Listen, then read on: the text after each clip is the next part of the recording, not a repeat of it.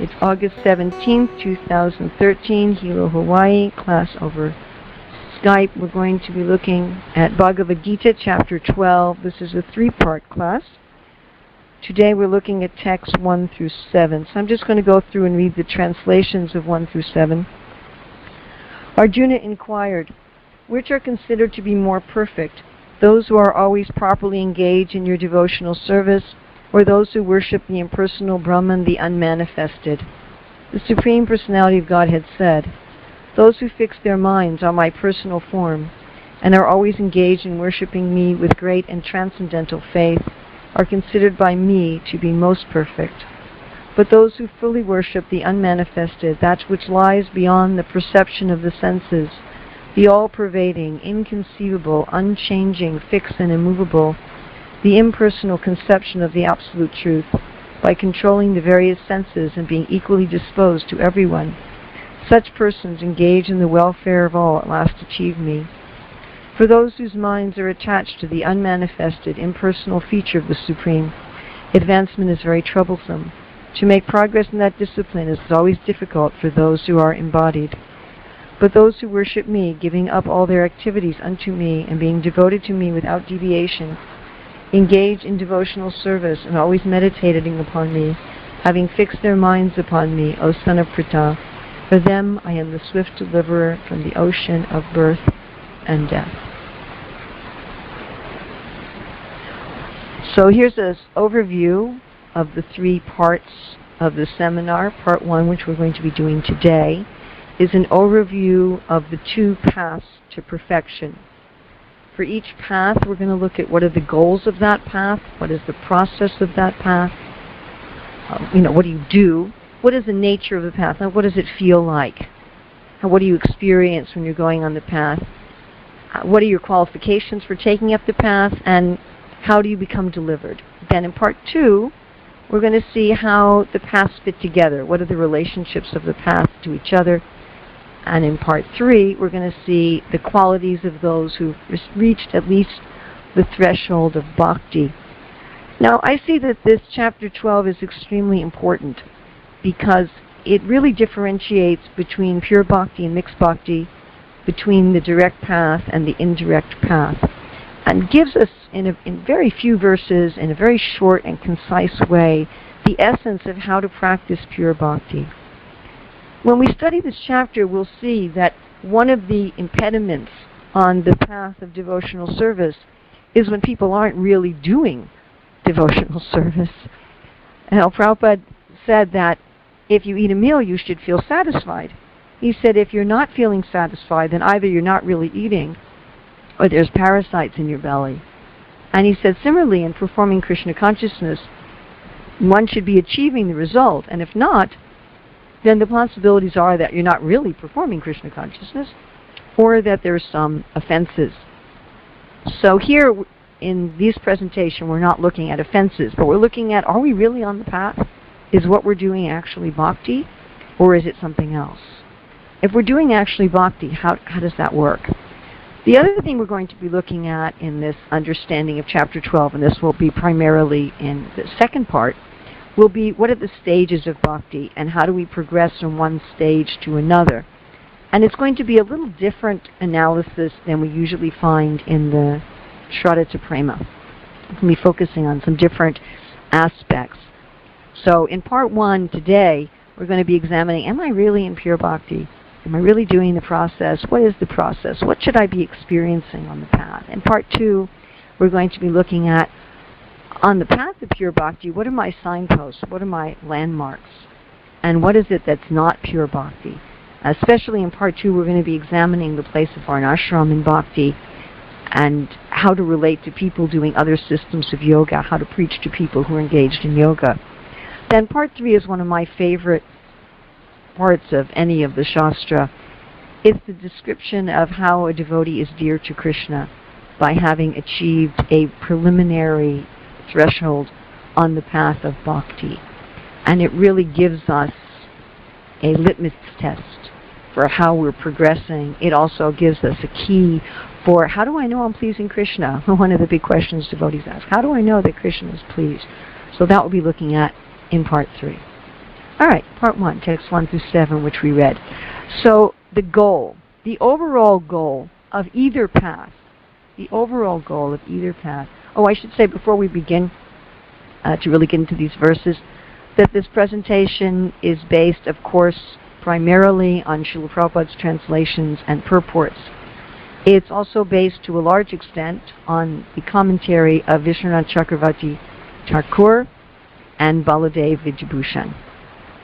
So you'll find that in this presentation we're quoting, and the person that I'm quoting is mentioned in parentheses on each slide. So it's either going to say Prabhupada, Vishwanath, or Baladev. So that's referring to where we're looking at. Are we looking at Srila Prabhupada's purports? Are we looking at Vishwanath Chakravarti Thakur's commentary? Or are we looking at Baladev Vijayabhushan's commentary? Of course, they're all, as we would expect, in harmony. However, each of them, being a different individual, has their personal nuances, shall we say, to understanding. And we are also looking, to some extent, beyond just the Bhagavad Gita, to Srila Prabhupada's referencing these verses in his lectures or referencing these verses in other purports. Occasionally, we're also going to be going to other Prabhupada purports and lectures where Prabhupada doesn't directly reference these verses, but he's discussing the same points that are made in these verses. Okay. So the main goal of both of the paths outlined in Chapter 12 is ultimately the spiritual loving service for Shyama Sundar. I was just listening to a lecture a couple days ago where Prabhupada says, all of us have as our goal a relationship with Krishna as a servant, as a friend, as a parent, or as a lover. So this is our ultimate goal of the spiritual process which we are performing. And there are two paths. Basically, Arjuna's question in text 1 is saying, what's the best way to attain devotional service to Shyama Sundar? What is the best way to achieve this ultimate perfection of realizing who I am? Should I engage in bhakti from the beginning, or should I go through a step-by-step process that leads to bhakti? And I really want to emphasize that this question is not only relevant for those who are not part of the Gaudiya Sampradaya, or those who are not part of one of the Vaishnava Sanghas or part of ISKCON, but this question is very relevant even for those who believe that they are in bhakti from the beginning. That there are many times when we find devotees who mistake Gyan Mishra Bhakti or Karma Mishra Bhakti for pure bhakti. It's a very subtle thing, and Rupa Goswami talks about this as far as weeds that look just like the creeper of bhakti and may be mistaken for the creeper of bhakti, and we may be watering those weeds instead of watering the plant of bhakti. So it's quite frequently that I run into devotees, people who are followers of Srila Prabhupada, who are preaching Karma Mishra Bhakti or Gyan Mishra Bhakti without realizing it, or who are even preaching this indirect path without realizing it. So the distinction between the two is rather important. And again, we're going to get into that in a general way in this part, and a much more detailed way in the second part. So let's look at the two paths right now. We're going to look at them separate from each other. So I'm not exactly going in the order of the verses. I'm taking these 7 verses as a whole and dividing them up, sort of reorganizing them into looking at the two paths separately. So let's look at bhakti from the beginning.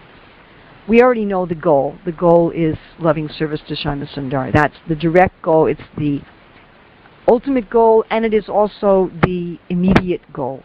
It's not a long-term goal, and that this is going to be an important distinction, because in the other path there is another intermediate goal.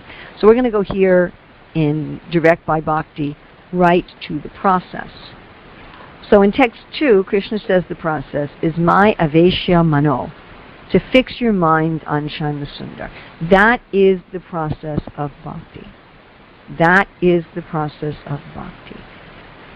So Rupa Goswami, when giving the definition of Vaidhi Sadhana Bhakti, the very beginning of bhakti, he says that the most essential principle is to always remember Krishna and never forget him, and that anything else is a servant of that.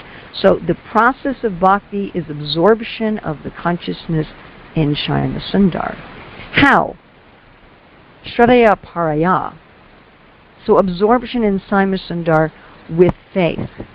That if I just simply absorb my consciousness in Saimasundar, then I will achieve all perfection. And this faith is not faith in the modes. In chapter 17 of the Bhagavad Gita, Krishna describes faith in the mode of goodness, faith in the mode of passion, faith in the mode of ignorance. So the type of faith that's required for engagement in bhakti is a transcendental faith.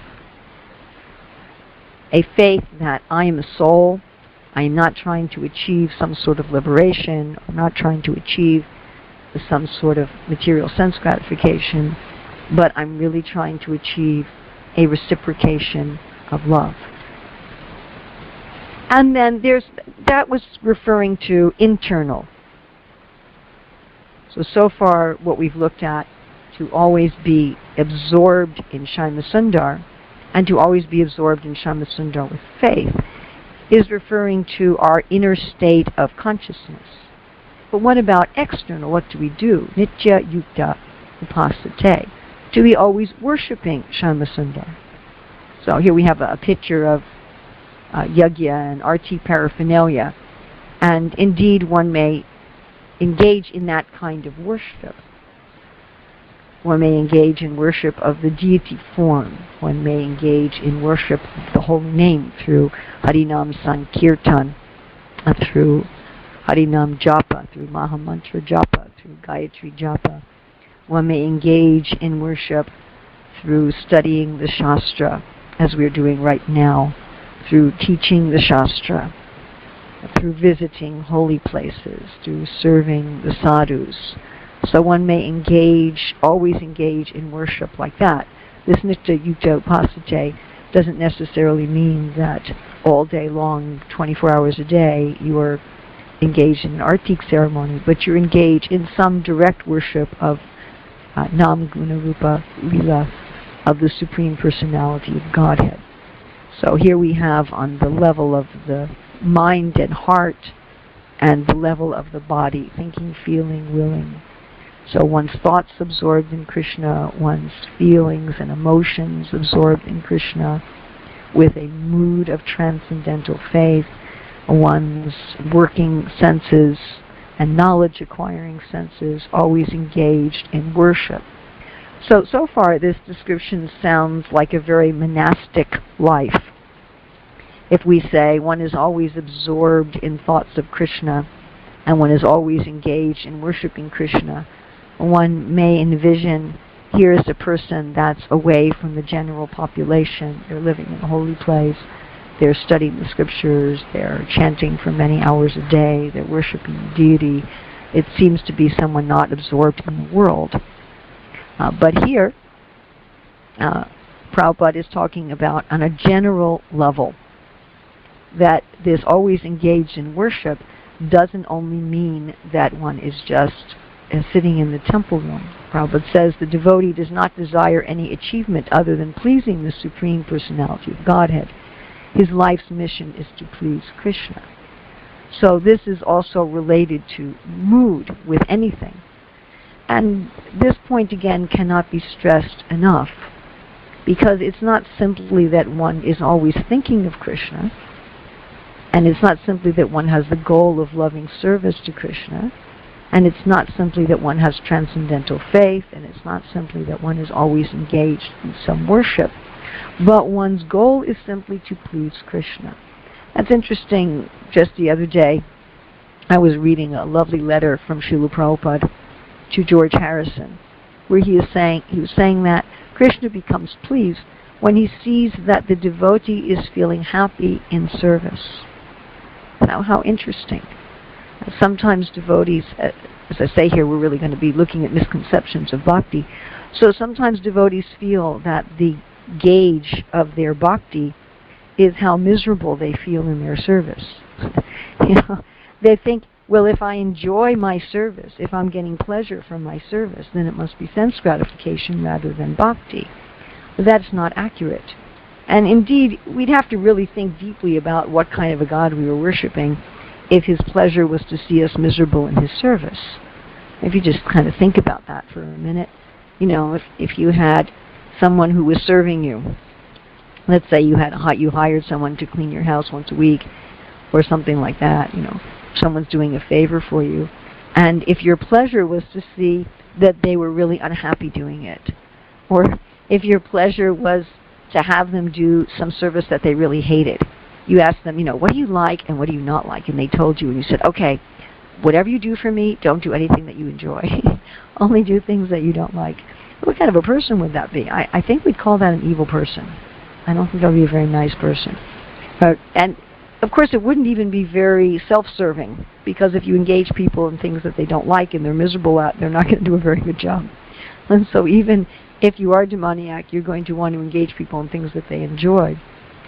You'd have to be a really low level of demon, somebody like a Hitler or a Stalin, where you put people in labor camps and you force them to do things that they hate and you want them to be as miserable as possible. You basically see them as expendable, disposable entities that you're going to work until they keel over dead. So this is not Krishna's view. As we say, even somebody who's very materialistic and selfish will engage people according to their natures and propensities and their likes. So generally, if somebody is serving us, we want them to enjoy serving us. We don't want them to serve us at their expense. We want them to be happy serving us. And you see this in ordinary family life, where the wife will say, I'd like to go to the park today. And the husband says, well, okay, if you want to go, I'll go. And she says, well, don't go just because I want to go. I want you to go because you want to go. We feel uncomfortable if people are serving us with,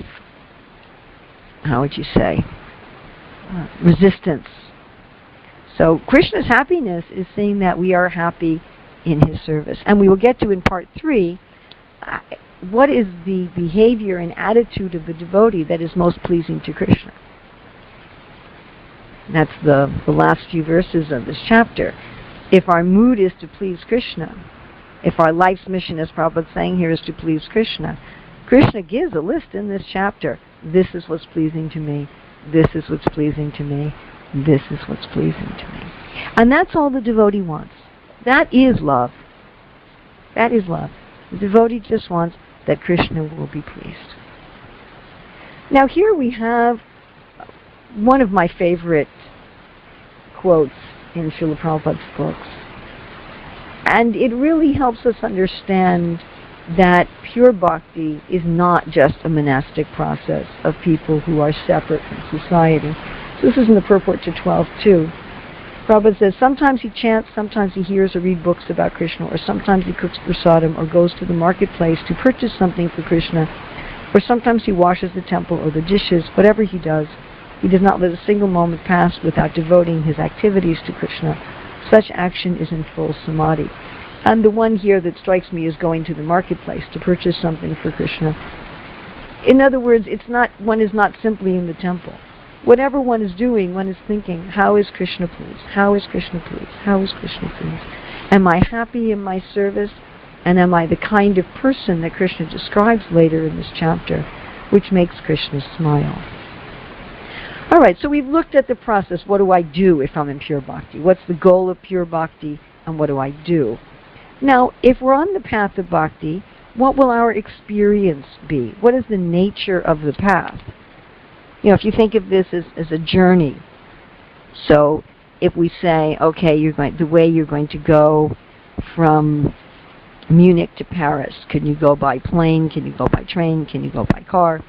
So you might say, what is the goal? The goal is Paris. What is the process? The process is I have to buy a ticket, I have to pack a suitcase, I have to go to the airport, I have to go to the check-in line. That's the process, what I do. Then what's the nature of the path? What will it feel like? So if we say, okay, if you're on a plane, what it's going to feel like, you're going to be in a little cramped seat and your ears are going to pop and so forth. If you're going to train, you're going to have a much more comfortable seat, you're going to see all the scenery and so forth. So the nature of the path is a little bit different from the process. The nature of the path is what kind of experience will you have when you're doing that process.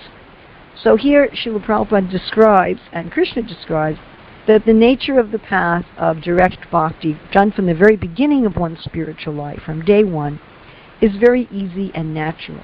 And Prabhupada gives this example in his purport to text 5, that we can worship the deity with our material senses. We can have the deity as the king of our home, the king of the temple, and it's very easy to understand. I offer my food to the deity. I give the deity a report of my financial expenditures. I consider that everything in the home belongs to the deity. And that's a very easy and natural thing to do. One can understand that. Just like one may be living in someone else's house. So I travel a lot. I'm often living in other people's homes. And it's very easy for me to understand that the home belongs to someone else. I am staying in their home. And what I am doing has to be pleasing to them. Everything has to be in accord with their desires. Or what to speak of if you're a servant. So if you've ever been in society where there's servants, or been where there's servants, so the servant also has a room in the house, the servant has their servants' quarters, but they are very aware that everything is for the pleasure of the owner of the house. The servants first serve the owners of the house, and then they eat afterwards in a separate room, and they're doing everything for the pleasure of the owner of the house. So this is a very simple thing to understand. It's a very easy and natural thing to understand. It's not complicated, and it's not outside of the normal range of what we can do. How does one get delivered, and what are one's qualifications?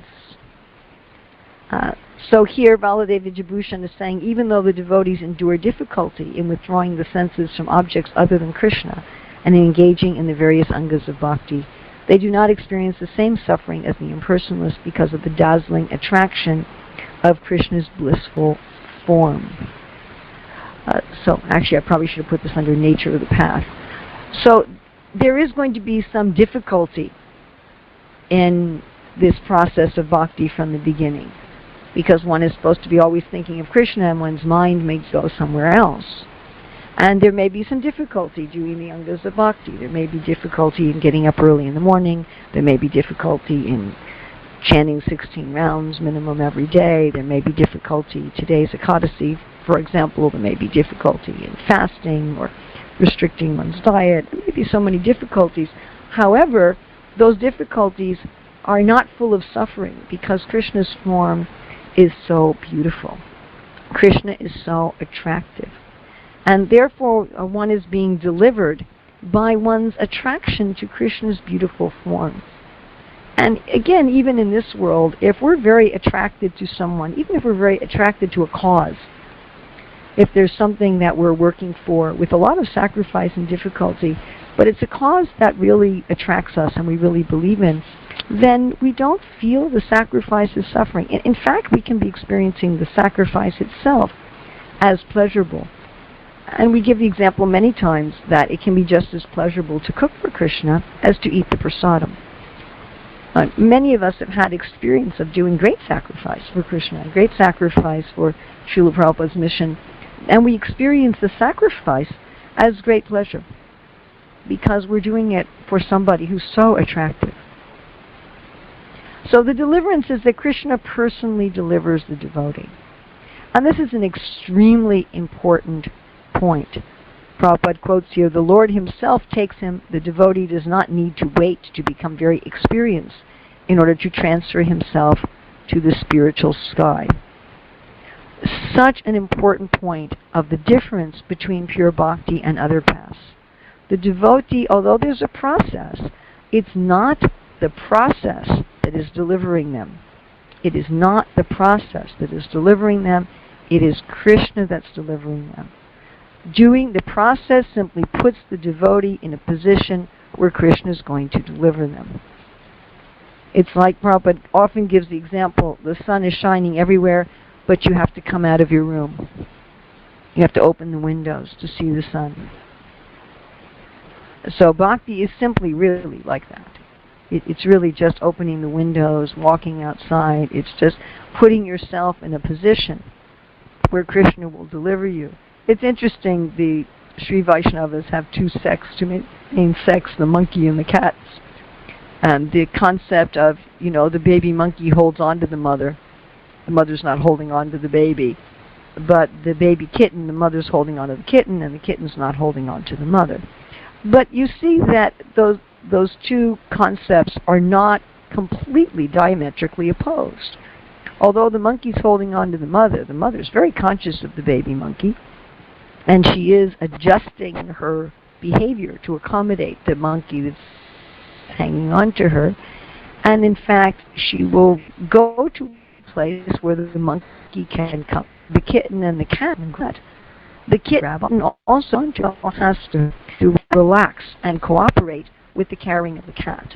The kitten is not struggling against the carrying of the cat. So it's still there's still something going on from both ends. So however one sees bhakti, the devotee is doing something. It's not that Krishna will go and kidnap people who are not interested in loving him, nor will a doctor go into your home and do surgery in the middle of the night without your permission. So the devotee is surrendering to Krishna, the devotee is doing something, but it's Krishna who's delivering them. And Prabhupada says, you don't need to wait to become very experienced. It's not that you have to become a perfected yogi in some mechanical sense to be delivered by Krishna on the path of bhakti. And Prabhupada says also here, even if the devotee has not attained transcendental jnana or has not properly done all aspects of dharmic karma, Krishna personally delivers the devotee. So you don't have to be perfect in jnana or karma. And this I see is, again, which we'll get to more in the second part, but this is a big mistake that devotees make, where they think that you have to be perfect in transcendental jnana or to perfectly do all your dharmic karma in order to attain pure bhakti. But that's not a fact. It's not a fact. We have Magrari the hunter, who certainly was not perfect in karma. He was a very sinful person, and he immediately took to bhakti without perfecting his life in ordinary karma first. It wasn't that he did that, nor did he become a jnani first. He immediately took to bhakti. And in the Varaha Purana, Krishna says, according to my desire unchecked, I bring them to my dham, putting them on the shoulders of Garuda without going via the path of light. So this path of light refers to in the 8th chapter of the Bhagavad Gita, where Krishna describes that yogis can take the path of light or the path of darkness. That depending on the time of the year and the time of the day in which you leave your body, you can go to the Brahmajyoti or you can go to the higher planets. But Krishna says he doesn't care for that. He's not taking his devotees on that path. He's not following a mechanical process, just according to his own desire. This is a reciprocation of love. It's a personal reciprocation of love between the devotee and the Lord. It's not some sort of a machine. The devotee is not engaged in a mechanical process, and the devotee's deliverance is not a mechanical process. And here we see this painting of Krishna on the back of Garuda, picking up the devotee from the middle of the ocean. So this is bhakti. In bhakti, the devotee is not swimming to the shore. The devotee is putting their arms up. Krishna, Krishna, I love you. Krishna, I want to be with you. Krishna, I want to reciprocate love with you. And Krishna says, yes, I want to reciprocate love with you also. If the devotee is not on their own strength swimming to the shore. And Srila Prabhupada says that no previous qualification is needed. He says pure devotional service is so powerful, however, that one may at once take to it without acquiring the previous qualification of Brahmabhuta life. A sincere devotee who engages in the service of the Lord automatically becomes situated in the Brahmabhuta stage. So here Srila Prabhupada is talking about, does one have to first attain Jnana Yoga? So one may think, well, first I have to realize transcendence, and then I can think of Krishna. And I hear this a lot from devotees. You can't think about Krishna until you're pure. You can't think about Krishna until you're pure. But Prabhupada's saying here, no. You can start thinking of Krishna. Remember, the process of bhakti is thinking about Krishna. You can start thinking about Krishna even when you're impure. And that thinking about Krishna, even in the stage of impurity, will bring one to the point of purity. It is thinking about Krishna that purifies one, not first I become purified and then I think of Krishna. All right, now we're going to look at the second path, going up the yoga ladder. And again, I want to emphasize that in part 2, when we see how these two paths relate to each other, We're going to go into all of these points that we've touched on today in a lot more depth, and anything that's not clear today will hopefully become much clearer. So the goal of going up the yoga path is intermediate. The ultimate goal is still loving service to Sharma Sundar, but the immediate goal of the yoga ladder is a little different. And Krishna says in text 4 that those who go through this indirect path at last achieve me. So what do we mean by me? So Baladev Vijabhushan says that this me is a form predominated by extreme majesty, which could be, say, Narayana. And Vaikuntha, Vishwanath Chakravarti Thakur says this me is the impersonal Brahman. Srila Prabhupada says this me is Sri Krishna or Vasudeva. So Srila Prabhupada is saying that even on the indirect path, one will eventually come, at last, as Krishna says, at last, one will eventually come to Vasudeva, Krishna. And what about the immediate goal of the indirect path? The immediate goal of the indirect path is not Vasudeva, Krishna. And this is the main question in text 1. Now, we should understand text 1 very clearly. Arjuna is not asking, why would Arjuna ask? There would be no reason for Arjuna to ask about ultimate goal. Arjuna is not saying what's better as an ultimate goal, personalism or impersonalism. He's saying what's better as a path. Is it better to start bhakti immediately, or is it better to first become purified in another way and then go to bhakti? Now, what exactly is Arjuna asking in text 1? There's a little difference of opinion among the acharyas. When Arjuna in text 1, he's saying, Evam satata yukta ye, bhaktas tvam prayuparsate ye chap aksharam avyaktam te shamke yoga vittama.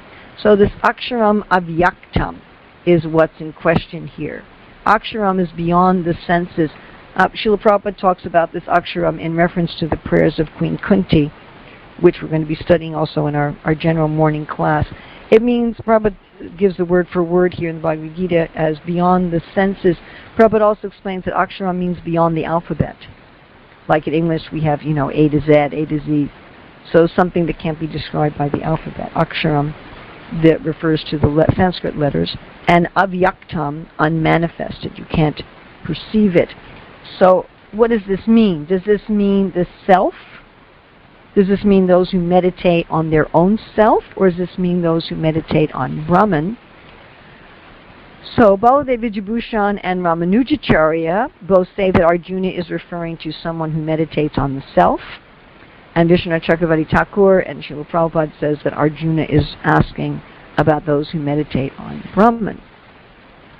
Although Srila Prabhupada also indicates in his purport to text 3 and 4 that Arjuna is asking about both the super soul and the individual soul. And we could say that whether your goal is the soul or whether your goal is Brahman, that certainly you're going to realize all aspects of this unmanifested, the self, Brahman, and the super soul. Okay, let's look at this description, and we just talked about this, we'll mention it again. Aksharam and avyaktam. Again, aksharam literally means beyond the alphabet, beyond what can be described or understood by words, beyond the ability to perceive something that's not manifested. So, of course, this is quite different than what we were talking about with the deity. So this is the goal, to achieve something that is beyond the senses. And let's look at some more descriptions here from text 3 to 4, where Krishna is describing the goal, right? In the previous slide we looked at, it was Arjuna describing the goal as simply aksharam and avyaktam. And here, Krishna describing the goal of the indirect process. He again uses this aksharam, which Prabhupada translates here as that which is beyond the perception of the senses, again referring you to Bhagavatam 1.8, where Prabhupada describes the same word as beyond the alphabet. Anirdesham, indefinite. Avyaktam, again, Krishna also uses unmanifest. Sarvatra gam, all-pervading, is everywhere. Achintyam, Chinta means to know. So chinta, inconceivable, you can't know it with the mind. Kutastam, unchanging. It's always the same. Achalam, immovable. Dhruvam, fixed. So this is the description of this intermediate goal of the indirect path. Beyond the senses, indefinite, unmanifested, everywhere, inconceivable, unchanging, immovable, and fixed. Now, you might ask, why would somebody want to? Why would somebody want to go through the indirect process? Now, again, in asking this question, please remember that this doesn't just apply to people who do not consider themselves on the path of bhakti, but this also applies to people who consider themselves on the path of bhakti. So the answer is they think it's better to remove all obstacles first and then perform bhakti, rather than remove all obstacles to bhakti by bhakti itself. So they're figuring, before I can engage in pure bhakti, let me do something else to prepare myself for bhakti, then bhakti will be easier. And the path of bhakti is, I'm going to engage in bhakti immediately, and that will make bhakti, that's enough. I don't have to do something preliminary. We see this mentality of let me do something else first is present in people who say, well, I can't really engage in full bhakti right now because I have, a husband or a wife and kids and a job, and I live far from the temple, and, first I've got to take care of that, and then I can engage in bhakti later. So first I'm going to become purified by doing my duty, etc., etc. Or when people say, I can't think of Krishna when I chant Hare Krishna until I'm pure. That's a very common one. Now we should note that many people on the indirect path do not even have bhakti as their goal in the beginning. So there are many people on the indirect path, and this would of course not refer to people who are followers of Srila Prabhupada, but there are many people on the indirect path who have as their ultimate goal this knowing the unmanifested, the all-pervading, and so forth. And they may take up bhakti as their goal after having achieved that, or they may not. So there's really two practitioners, or perhaps more, but let's just say there's two general categories of practitioners of the indirect path. One who has bhakti as their ultimate goal, but thinks it's better to go in this way, and one who doesn't even have bhakti as their ultimate goal. Now, Baladev Vidyabhushan has this nice quote about why would you first want to realize the self. He says, Swanubhava purvakasya hari dhanasya bandha mulatvat tena nirvigna tatpraptir ityake. This means, some say ityake, because meditation on Hari Dhanasya is firmly grounded bandha mulatvat when preceded by experience of one's own self, Swanubhava purvasya, attainment of Hari Tat Prapti by means of that meditation, Tena, is without obstacles, nirvigna. So what these people are saying is, let me first realize the self. Let me first become free from bodily identification. Let me first give up all of my upadhis and designations. And then I'll be pure. And then I can realize Hari without difficulty. So you can see how we can get that kind of mentality. And in fact, Srila Prabhupada will sometimes say things that can be understood in this way.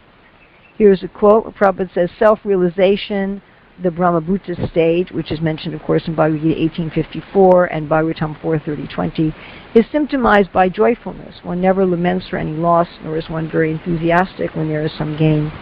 One sees everyone on an equal level through spiritual understanding. These qualities are preliminary to entering into pure devotional service.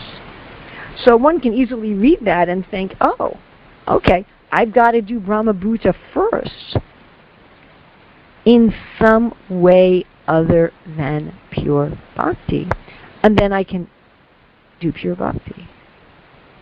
Now, although Prabhupada's saying that the Brahmabhuta stage will happen first, He's not saying that one should do it by something other than bhakti. That's the misconception. So the indirect path says you have to attain the self first by a process other than bhakti. Then you can do pure bhakti. Prabhupada's saying, yes, you're going to realize the self first, but you're going to realize the self through the process of bhakti. Now, what is this indirect process? What do you do? So we just had sort of an extensive discussion of the goal, which we didn't do for the process of pure bhakti, mainly because that's not in this chapter of Bhagavad Gita. Now we're going to be comparing what is the process. What do you do in the indirect path? Well, interesting. Look at this. Paryupasate, you're also engaged in worship. You cannot attain perfection even on this other path without worship. Then you have to saniyam yendriya graman. Indriya, the senses, control all of the senses.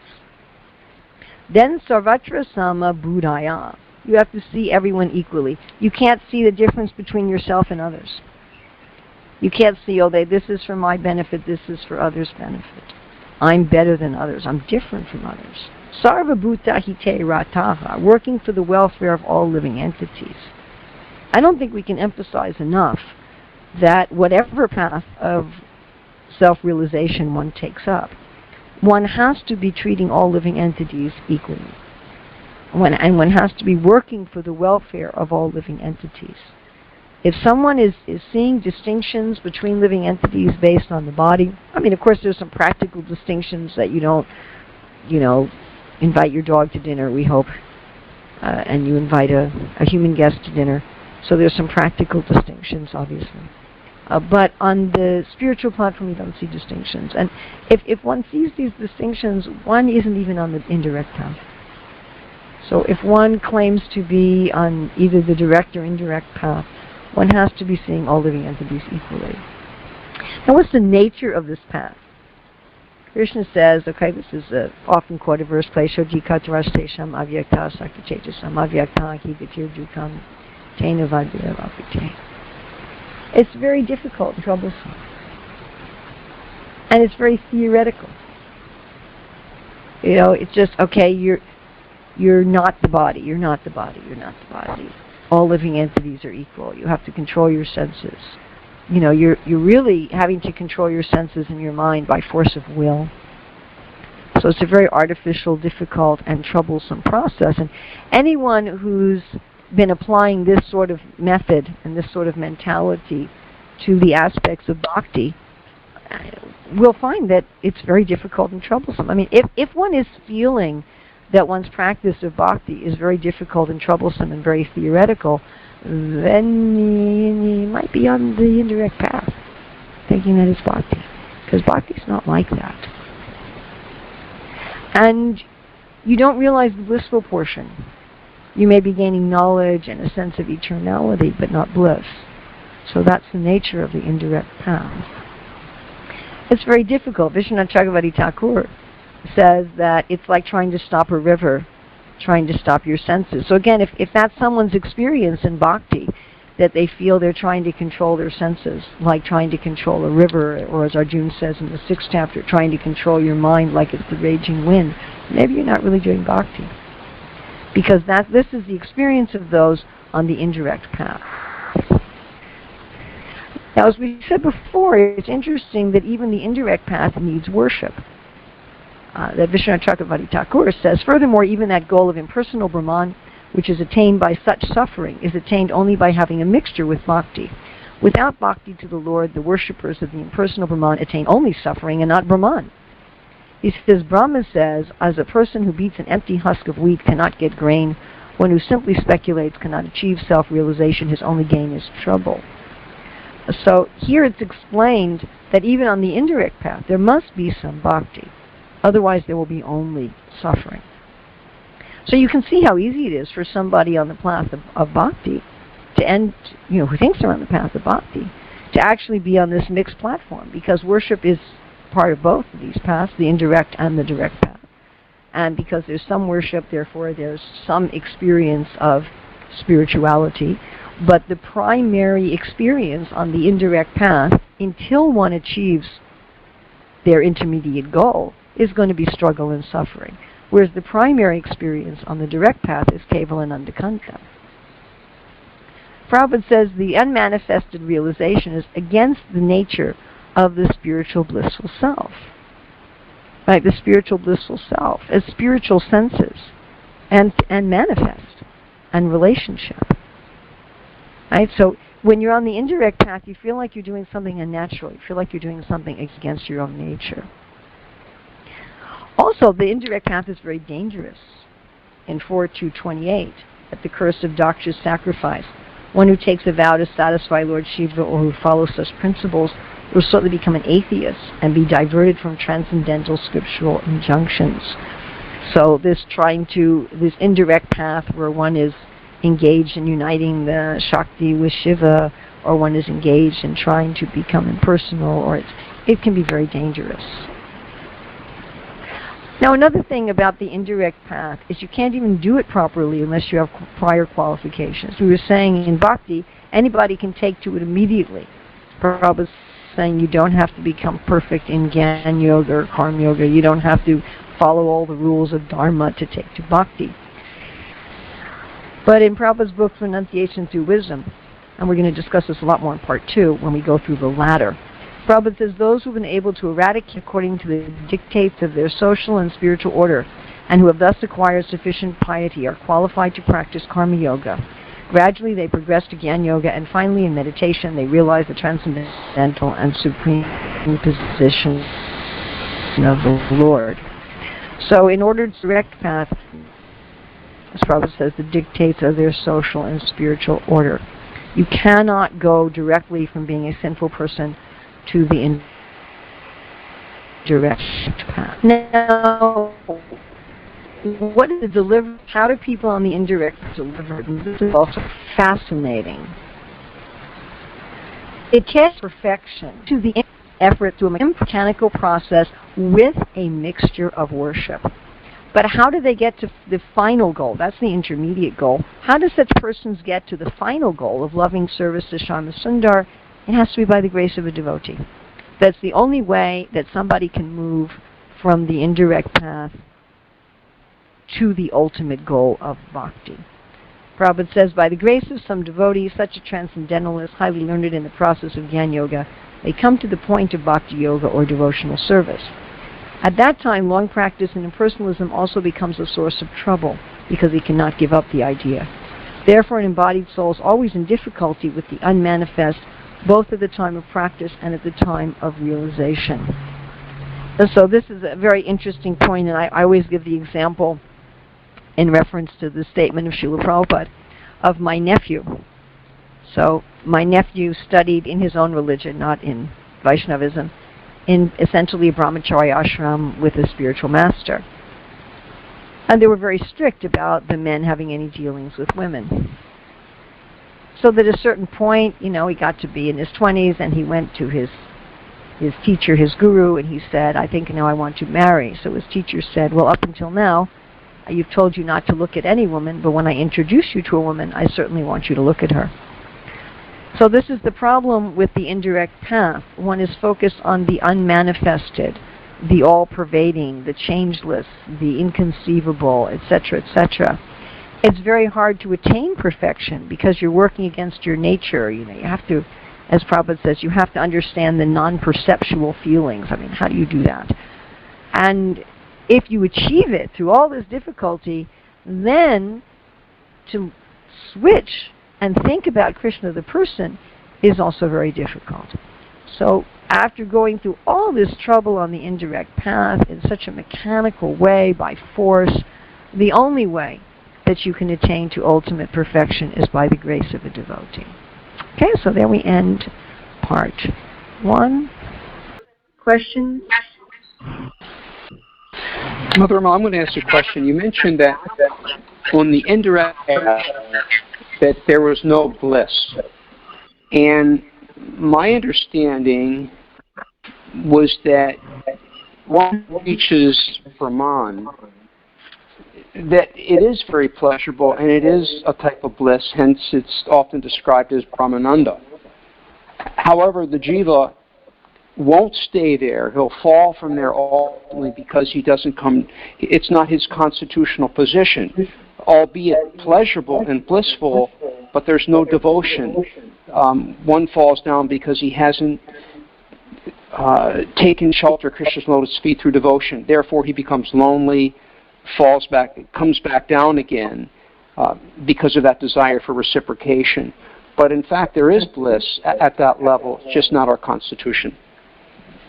Mother Urmila, I'll have to let you know that there is a lot of echo coming from your side. If it's possible to mute and unmute yourself. Okay, so this is a very good question. Just like we're here in Hawaii, so one of the main pastimes of the Hawaiian residents, what to speak of the tourists, is to go to the beach. So you leave aside your normal life and you go to the beach. There's expansive sand and then just the waves. Not much variety. And people sit on the beach and just look at the waves. They can't see very far, as one poet said, and they can't see very, very deep. And there's a kind of bliss in that. And there's a kind of bliss to just going in the water, forgetting your life, forgetting your work, your family, your health, your money, and just floating in the waves. So you could say that that's a kind of bliss. It's peace. It's relief. It's complete relief. It's not partial relief. You know, material happiness is partial relief. I'm hungry and I eat. You know, like that. But Brahman is total relief. But it's not a positive bliss. Total relief for a conditioned soul is definitely happiness, but it's not a positive happiness. Therefore, one is not really experiencing the Ananda feature. Of course, Krishna says in the 14th chapter, Brahmano hi pratistaham amritasya vyashchita sasvatasya jatarmasya sukasya ikantikasya, that the Brahman is the constitutional position of ultimate happiness. So one cannot experience the real Ananda of the Supreme without being also realizing Brahman. Therefore, it's the beginning. It's the platform from which Ananda springs. But in and of itself, it's really more of a neutral position.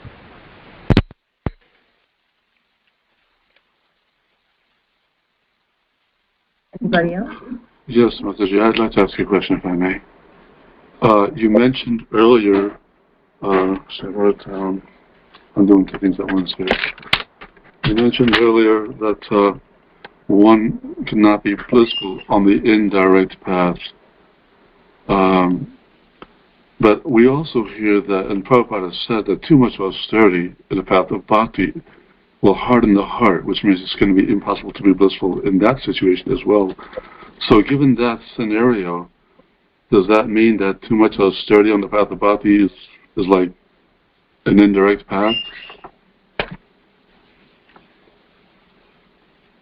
Yes. In Bhakti Rasamrita Sindhu, Srila Rupa Goswami explains items that are not part of the path of bhakti. One of them is varnashram. Says varnashram is not part of the angas of bhakti. Another is gyan, and another is vairagya. So basically talking about gyan yoga and karma yoga and karma kanda, and that none of them are on the path of bhakti. Now, Prabhupada does say that Gyan and Vairagya can be useful in the beginning. But mostly these things should be natural results of bhakti rather than part of bhakti.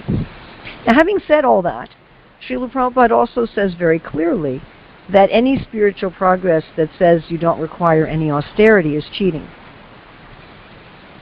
And of course, Rupa Goswami does give not only what to do in bhakti, but what not to do.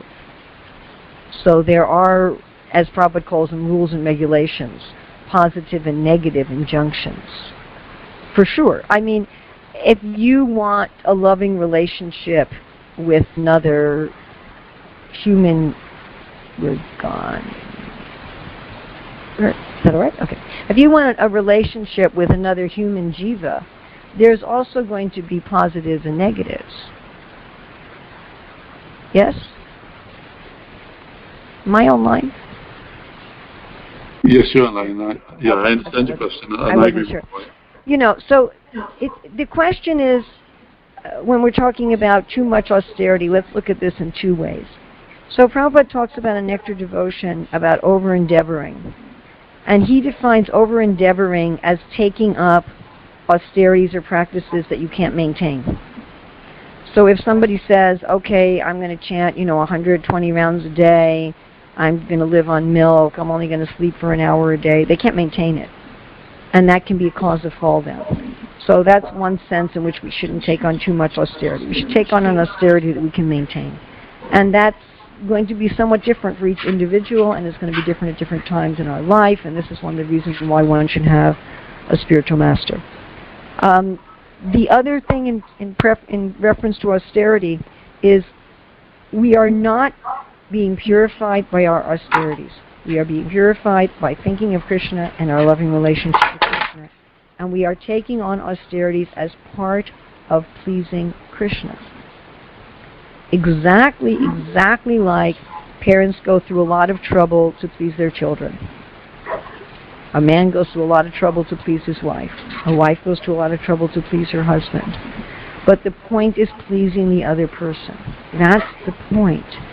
And if you're doing some sacrifice and austerity in order to please another person, and if it's a person that you have affection for, you do not experience that austerity as suffering.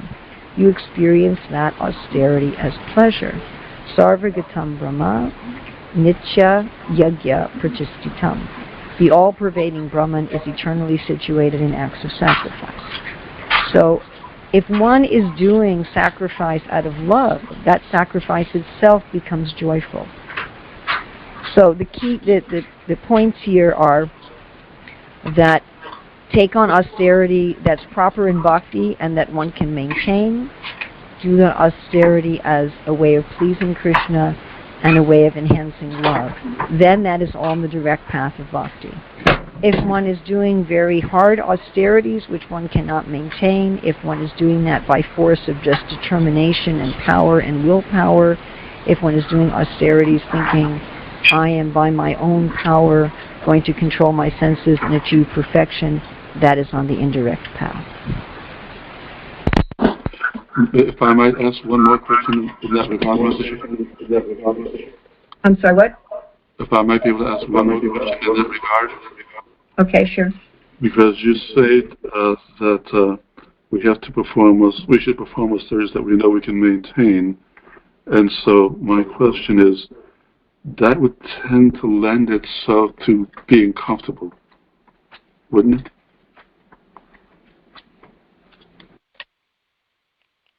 Is there some requirement that you have to be uncomfortable?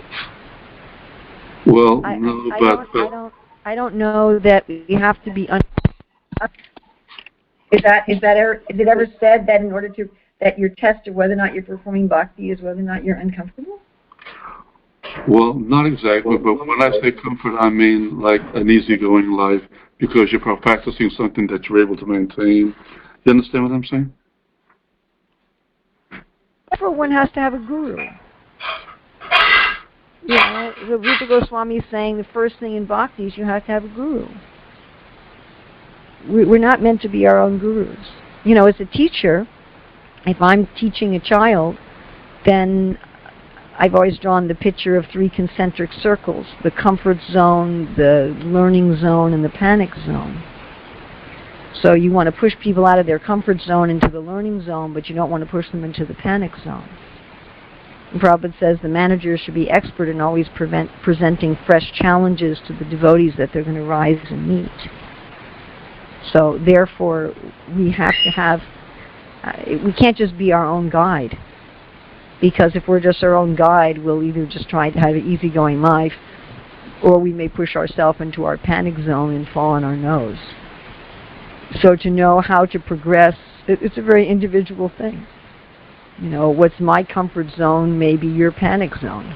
and vice versa. And it's maybe different things in different areas. There may be certain aspects of bhakti that come more easily to some people than others. But still, one has to do austerities that one can maintain. And that's definitely Prabhupada's instructions. That doesn't mean you're in your comfort zone. But nor should you put yourself into a panic zone. So I think I could take just one more question. Thank you very much, Mother. Oh, just one more question. Ouch. Can I get one in? Yeah, okay, sorry. That's okay. The first verse, it says, what is more perfect? Engage in devotional service of the worship of the impersonal Brahman. Now, I know you alluded to that, but I still am confused.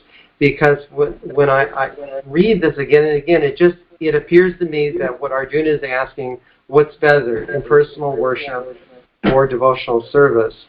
But what you're saying is that actually he's referring to the step-by-step process, bhakti mixed, etc. So it appears it's very narrowly focused the way. Yes, it's exactly correct. What Arjuna is asking here is, do I start bhakti from the beginning, or do I first go through a process? Do I first realize the self or Brahman, depending on how you want to interpret it? Prabhupada interprets it as both, and then go to bhakti.